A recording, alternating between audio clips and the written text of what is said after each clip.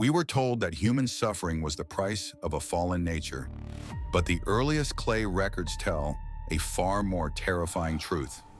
It wasn't an exile, it was a hostile takeover.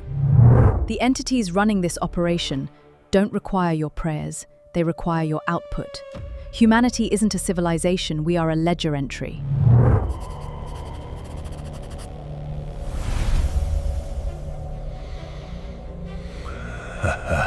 To extract maximum compliance, they scaled us down. They locked away our dormant capacities behind a genetic firewall that science quietly labels junk DNA. Look around you. The inflation, the debt, the endless schedules. You think you're participating in a free market economy? Or are you just hitting an unpaid cosmic extraction quota?